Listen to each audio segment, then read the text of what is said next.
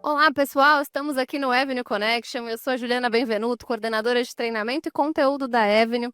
E eu tô aqui conversando com vários speakers que estão passando pelos painéis e pelas palestras que estão acontecendo aqui. E agora eu tô aqui com a Sasha Cohen, trabalha no Morgan Stanley. Eu vou passar para o inglês também, porque a Sasha é de fora. Então vamos lá, Sasha. Well, it's nice having you here. Thank you so much for being at Avenue Connection. Yeah, your panel was really great. So thank you. Thank you. It's a pleasure to be here. I'm excited to be in Sao Paulo for the first time. Oh, great. So, well, you're at Morgan Stanley right now, but I'm not sure if everybody knows that you have been a nice skating medalist, actually, right?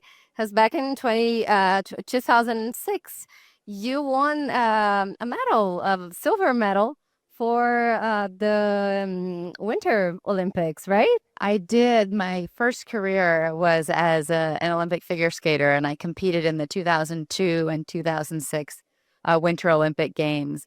And it was always a dream of mine to be on the podium, to represent my country, doing something that I loved. And I was fortunate that that worked out and created so many opportunities for me to travel and learn about myself through the kind of the discipline and focus needed in an elite sport. And then I finally decided in my mid-20s to move to New York, go to college, and see what was next in the second chapter of my life. Wow. And then why financial markets? How did you end up here?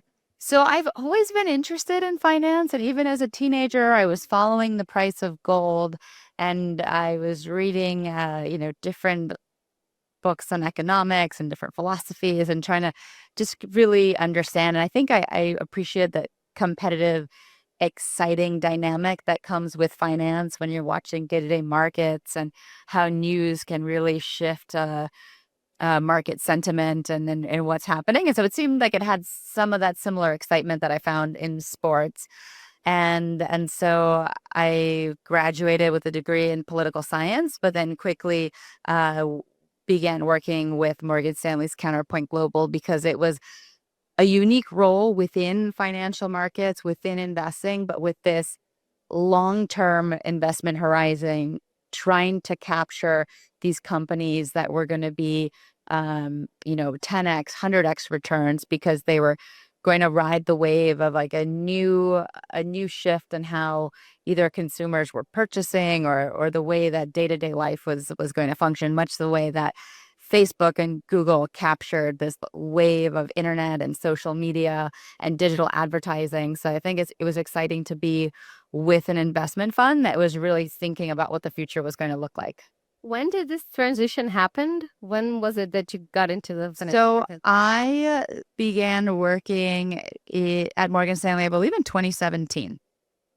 Okay. So was this transition like soft for you? Did you miss ice skating? I'm very curious about it because it's not always that we see this transition, this type of transition. I think it has its positives and challenges, like everything in life. I think I went from moving my body 8 hours a day and skating and running and Pilates and to a role where it's a lot of sitting and reading, which was, wonderful and interesting and really challenged me intellectually. And I learned so much.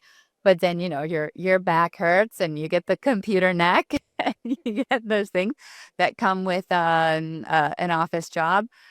But I think Columbia University really prepared me for that transition with just the rigor around the papers and the research that I needed to do there, that I find that I developed a skill set that's very useful now in my analytics and my research projects within disruptive change. Oh, very interesting.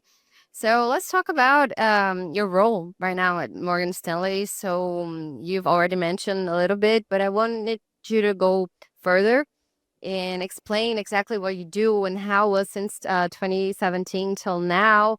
How did you see the markets changing since then?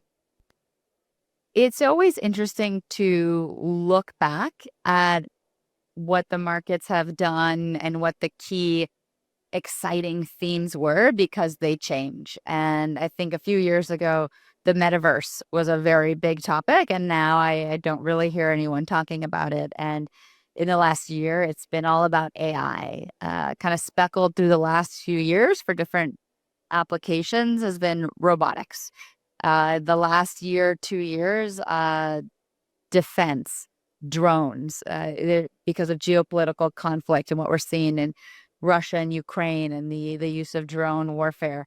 So it is really interesting to see how things shift and what themes actually kind of take hold and what becomes more of a hype cycle.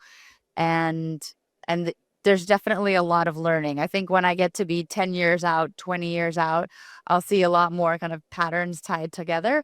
But right now, I've just really enjoyed the ride, and I'm very interested to see how a number of technologies converge to create another kind of order of change. And the types of technologies I'm talking about would be AI combined with robotics, combined with synthetic biology, and we're already seeing like autonomous driving, autonomous vehicles, and we just have so many verticals with tremendous change in their own right. And then we're seeing some companies and sectors trying to combine some of these.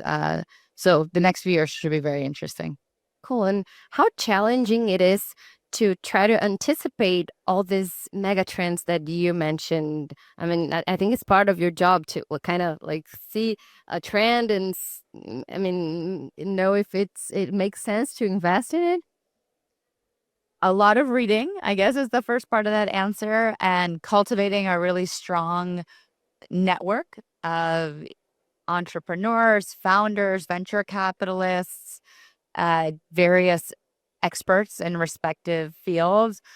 Finding really good podcasts or white papers, I feel, has been very helpful in explaining a new technology or the impact from potentially an insider's perspective. And every project is somewhat unique and kind of the best way to find information. But I often find going on a targeted search in Google and finding an obscure panel that was held at a university with professors that have been studying a new technology, but that really hasn't gotten out to mainstream media. And so you're hearing a nuanced explanation and discussion of where they are and the potential impact that would be hard to readily find available in more kind of public news sources. Pretty cool. So, part of your job, I guess, a big part of your job is like doing a lot of research, right? Okay, nice. So how do when it comes to AI, you mentioned, I mean, it's something that everybody's talking about. It's actually changing the world, not only for businesses, but for people in general. We're seeing this. I think it's very how can I say that? But it actually scares me to see how much is changing and what AI can do. And so how do you see for in the next couple of years the changes AI will do for businesses? Like even Morgan Stanley, how are you using AI in the business? I think it'll be very interesting to see what happens and the transformation that AI plays with white collar jobs, at the same time that robotics is maybe increasingly replacing warehouse stocking jobs. And it's going to have a big impact on society. And there will certainly be new jobs created with AI, but I think we'll see a structural shift, I guess more of a structural gap in the skill set needed to switch between a white collar job that's been eliminated by AI and a new type of job that maybe is created by AI. But one thing that I think is very important is that in order to be competitive, the best employees or will need to adopt AI. They'll need to use it to make their work product better, their processes more efficient, and to augment what they can already do and be more efficient. And I think every company will have a different philosophy around when AI is ready to fully integrate and adopt, the risks in doing so, and is it a black box or fully understood? And I think certain markets or that are more regulated, like financial markets, may have a slower adoption of AI, just based on kind of the transparency that they need, and kind of more cautious in adopting something radically new versus a startup in Silicon Valley. So it'll be, I think, staggered in how we see adoption across different industries. Yeah, cool. And well, you probably know Brazilians have one of the biggest home bias in the whole world. We only invest like 2.5% abroad. And when we look to Americans, they do invest like 25% abroad. So Brazilians still needs to look outside Brazil. And all these trends you mentioned, especially AI, robotics, and all of the other stuff, we don't have it here. So still, we do need to diversify, look outside Brazil to really diversify our portfolios. So as a last question here, Sasha, I would like you to tell Brazilian investors what kind of advice can you give them when it comes to this topic, diversification and looking outside Brazil, especially when it comes to all these opportunities we have outside here. I think the first, I guess, caveat would be to speak to your financial advisor to advise you here. But I think diversification is very important because there are different geopolitical events that occur, different economies benefiting from different trade patterns or domestic industries that could be cyclical. But I think something that's unique about the work that I do and new technologies, a lot of it is happening in the U.S. And the U.S. cultivates this culture of innovation and acceptance of failure as part of a process to really iterate and invent something new and important.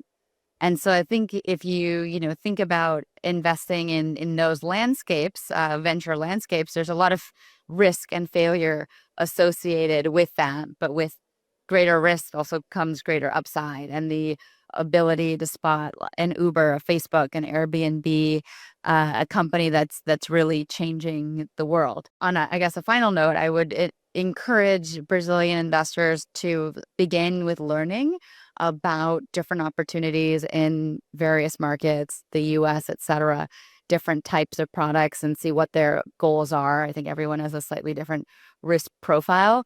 But if for nothing else, I think the first level before investing is actively understanding and offering why it's exciting, what long-term returns have looked like. And I think that begins to inform the type of exposure each investor would like to have. Perfect. Well, and it all comes down to education, I guess, right? And it's part of my job to help Brazilian investors learn more about the importance of investing abroad and all of that. Sasha, Maybe they can use AI to help. oh, yeah, definitely. They sure can. Sasha, thank you so much.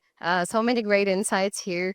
Thanks for being here with us again. It was a pleasure to talk to you. Hope to see you next year as well. Thank you so much. Thank you very much. Pleasure to be here. Thank you. Bom, pessoal, esse foi o nosso bate-papo com a Sasha Cohen, do Morgan Stanley. Continue nos acompanhando, muito conteúdo por aqui e eu vejo vocês na próxima. Até mais.